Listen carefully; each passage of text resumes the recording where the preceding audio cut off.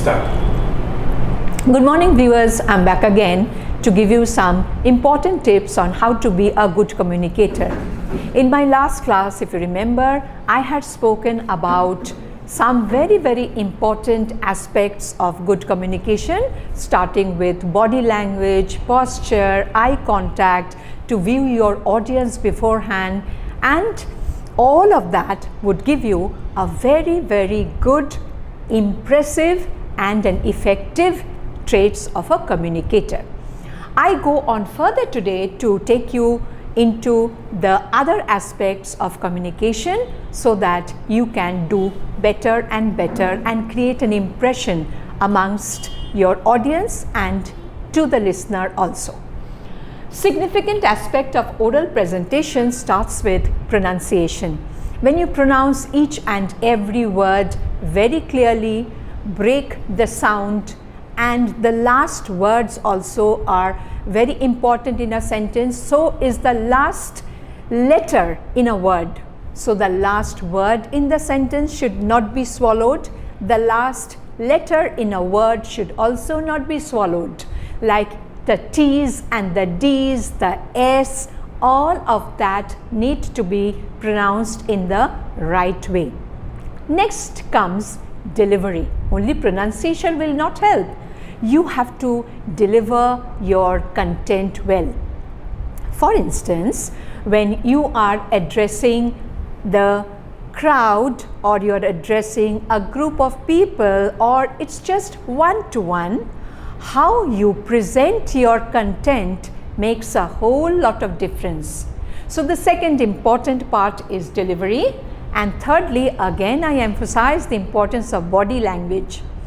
A very friendly, pleasant, willing to receive, not threatening, all of that will go into your body language part of it.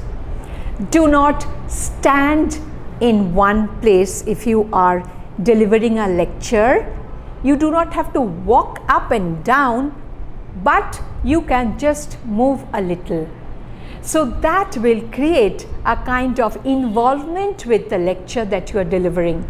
Or if you are addressing one-to-one meeting, it could also be looking a little aside, putting your head a little, but not in a relaxed posture. Remember the pictures that I had shown you in the last presentation. Never to be very relaxed in a conversation. Be very easy. Easy means you are listening, you are comfortable. So that's what we mean by body language. Of course, organization of matter. Plan beforehand what you're going to talk about so that everything is in your fingertips. Do not fumble for words. Do not look up the other bags or books or whatever, trying to find out what did I leave behind, and the listener is waiting patiently for you to find out what you want to move on to the next with. That is a big no in our organization of matter is important here because we want to create a good impression.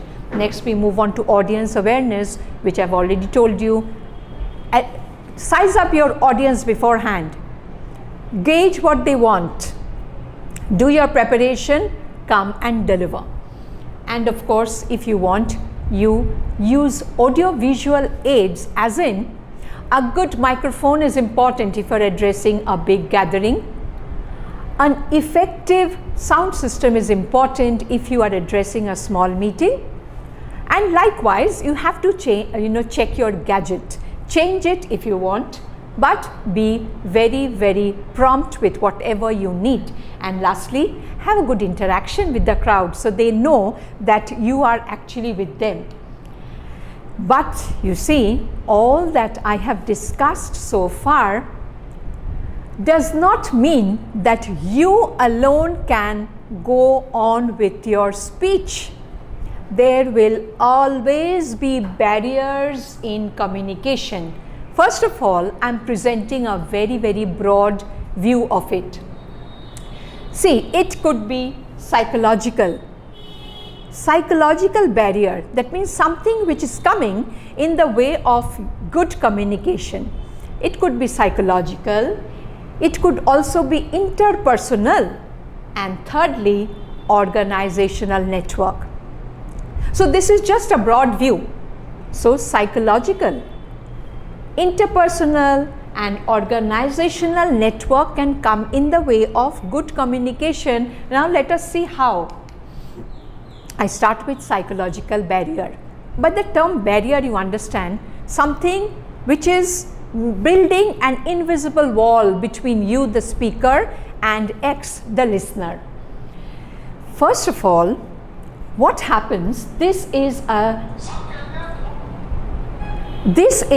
psychological barrier, as in when I am talking to somebody, and from the other side I notice that there is a know-it-all attitude. Now what do I mean by know-it-all attitude? It means that I am not open to any suggestions. I know everything, my word is final. Now when you get that kind of a feedback from the other side, then you have to listen very carefully, understand what the message is, and be prepared. Second, mental turbulence. That means when the person is under some kind of a stress, that there is too much in the mind, he or she cannot concentrate. So at the same time, there is parallel thinking, parallel suggestions, all of that is going on together. That's what we mean by mental turbulence. Thirdly, ego.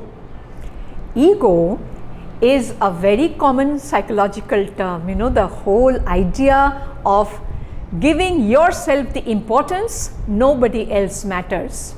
What I say is final, what you say, I need to take with a pinch of salt.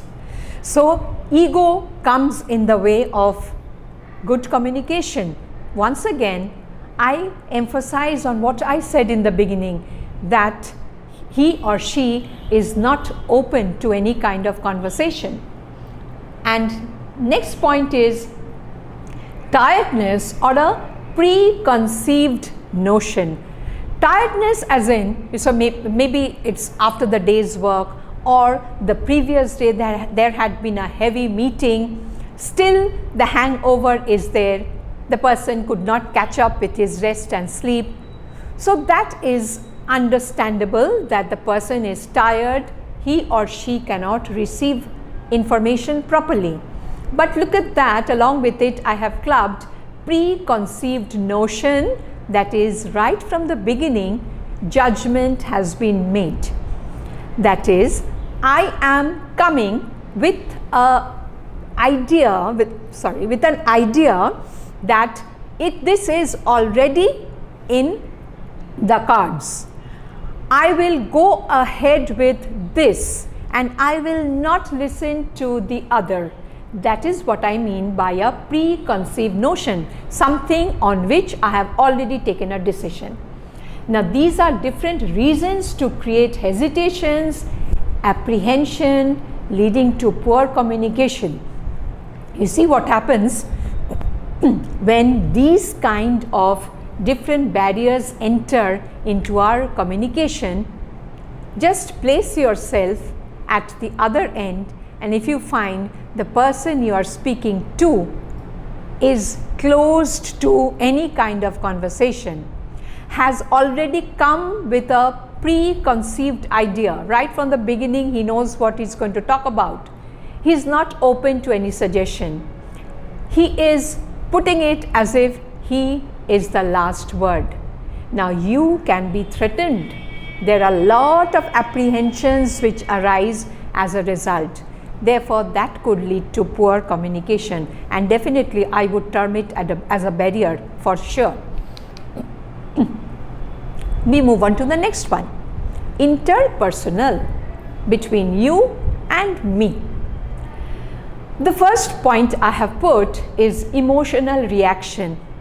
You know, viewers, often it has been seen that we try to relate, or somehow without even trying, it just happens because of some previous incident or because of the personality that you have found a similarity with somebody, you tend to become angry at the sight of that person, or the name even carries a very, very bad experience. Maybe that person is linked to some sad memories, or there could be such joyous moment that you've enjoyed, you get ecstatic moment to hear the other person on the other side, very, very high spirited. On either of these cases, your conversation will not be a very normal flow. It will not carry a normal flow. It's going to be saddened, melancholy will be there, or it could be just ecstatic and high spirit. Either of it is not good. Next, negative feelings. Maybe we have noted that again, because of some kind of not so good past experience, speaking to that particular person brings in a dejection. It creates a tension in you that you apprehend something you might hear from the other side, or rejection, that most of the time whenever you have communicated with this person, he or she, you've been rejected. So you have a fear in you, you have a negative feeling in you. Maybe again it might result in the same way. And thirdly, as I've put it, wrong timings. A person having a meeting and this important phone call or a communication is being made to him, he will not put his mind because he's preoccupied with the meeting. Or maybe you are talking to that person, I'm referring to a telephone conversation in this case. You are calling up the person at a very early hour, or maybe this applies more for group leaders. You have called a meeting at the end of the day. Now, everybody will not be able to concentrate in the same way.